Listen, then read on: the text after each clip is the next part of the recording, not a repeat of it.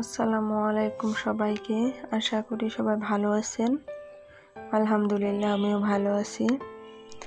আজকের ব্লগটা আসলে আমার রুমটা মর্নিংয়ে কিভাবে ক্লিন করে রাখি, সকালে উঠে আমি ঘরটা কিভাবে গুছাই সেটাই দেখাবো। দেখতে পাচ্ছেন বন্ধুরা, সকালে ঘুম থেকে উঠে আমি জানালাগুলো খুলে দিয়েছি যাতে আলো বাতাস ঘরের ভিতরে আসে। এখন আমি বিছানার উপরের কম্বল ভাঁজ করছি। কম্বল বালিশগুলো আমি বিছানার বক্সের ভিতরে রেখে দেব। আমার কাছে আসলে বক্সের ভিতরে রেখে দিলেই ভালো লাগে।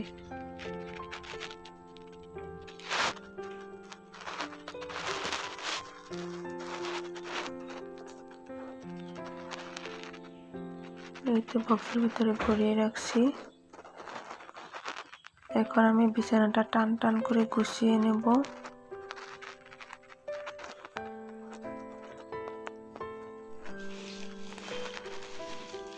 টান টান করে গুছিয়ে তারপর এখন আমি ঝেড়ে নিচ্ছি।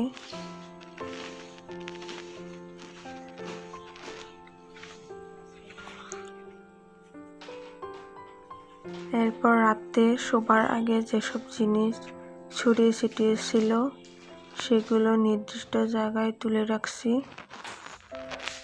আসলে জায়গা মতো বস্তু গুছিয়ে রাখলে দেখতে ভালো লাগে।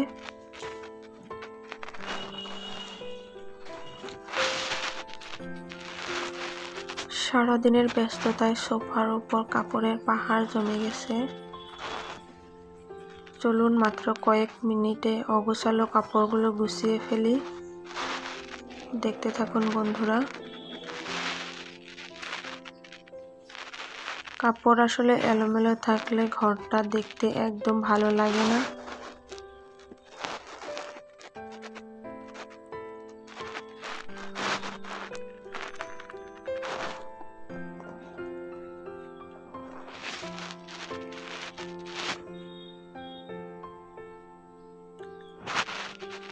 এই তো কাপড়গুলো ভাঁজ করা হচ্ছে। আমার ভাঁজ করা কমপ্লিট হয়ে গেছে। এখন আমি সোফাটা একটু ঝেড়ে নেব।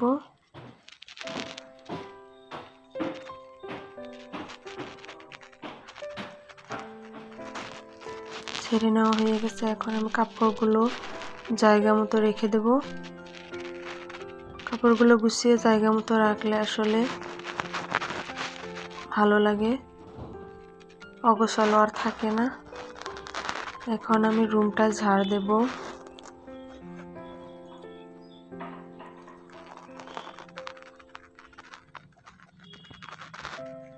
ভালো করে ঝাড়ু দেওয়া হচ্ছে।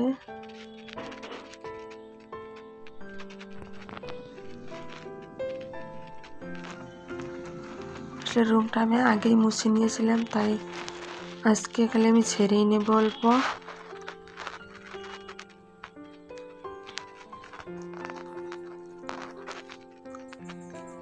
এই তো রুমটা আমার ঝাড় দেওয়া শেষ হয়ে গেছে।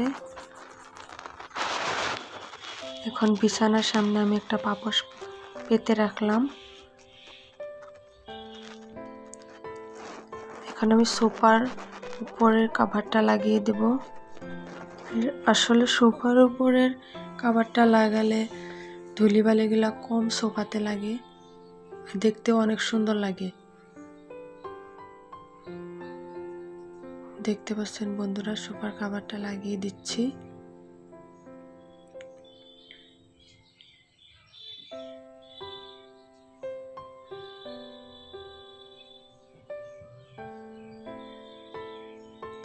এই তো কভারটা আমার লাগানো হয়ে গেছে।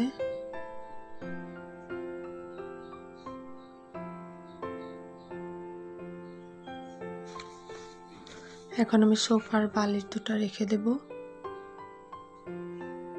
আসলে সোফাতে বালিশ রাখলে আমার মনে হয় দেখতে বেশি ভালো লাগে। এই তো ঘর গোছানো কমপ্লিট হয়ে গেছে।